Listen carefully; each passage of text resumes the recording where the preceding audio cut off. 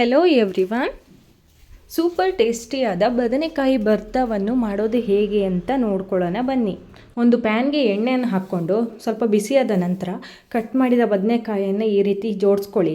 ಎಣ್ಣೆಯಲ್ಲಿ deep fry ಮಾಡ್ಕೊಬೇಕಾಗತ್ತೆ ಅದಕ್ಕೆ ಈ ರೀತಿ ಜೋಡಿಸ್ಕೊಳ್ಳಿ. ಹಾಗೆ 2 ಟೊಮೊಟೊನು ಈ ರೀತಿ ಕಟ್ ಮಾಡಿ ಅದನ್ನು ಚೆನ್ನಾಗಿ ಬೇಯಿಸ್ಕೊಬೇಕು ಎಣ್ಣೆಲಿ ರೋಸ್ಟ್ ಮಾಡಿಕೊಂಡು.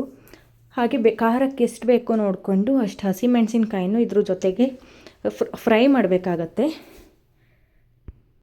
ಹಾಗೆ ಬೆಳ್ಳುಳ್ಳಿಗಳನ್ನು ಸಿಪ್ಪೆ ತೆಗೆದು ನಿಮ್ಗೆ ಎಷ್ಟು ಬೇಕೋ ನೋಡಿಕೊಂಡು ಅಷ್ಟನ್ನು ಹಾಕಿ ಆ್ಯಡ್ ಮಾಡ್ಕೊಳ್ಳಿ. ಇವೆಲ್ಲವೂ ಎಣ್ಣೆಲಿ ಚೆನ್ನಾಗಿ ಫ್ರೈ ಆಗಬೇಕು.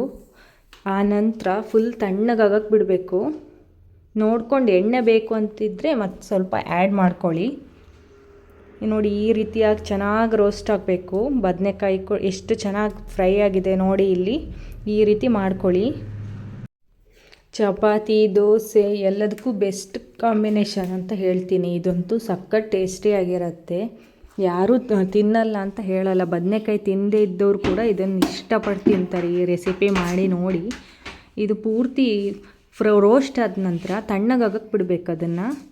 ನಂತರ ಒಂದು ಬಾಣಲಿಗೆ ಎಣ್ಣೆ ಹಾಕಿ ಸಾಸಿವೆ, ಜೀರಿಗೆ, ಕರಿಬೇವು, ನಂತರ ಕಟ್ ಮಾಡಿದ ಈರುಳ್ಳಿ ಚಿಕ್ಕದಾಗಿ ಕಟ್ ಮಾಡ್ಕೊಂಡು ಹಾಕ್ಕೊಳ್ಳಿ. ಈರುಳ್ಳಿನ ಇವೆಲ್ಲವನ್ನು ಚೆನ್ನಾಗಿ ಫ್ರೈ ಮಾಡಿ ಹಸಿಮೆಣಸನ್ನು ಹಾಕ್ಕೊಳ್ಳಿ. ಖಾರಕ್ಕೆ ಎಷ್ಟು ಬೇಕೋ ನೋಡಿ ಅಷ್ಟು ಹಸಿಮೆಣಸು ಹಾಕಿ ಚೆನ್ನಾಗಿ ಫ್ರೈ ಮಾಡಿ.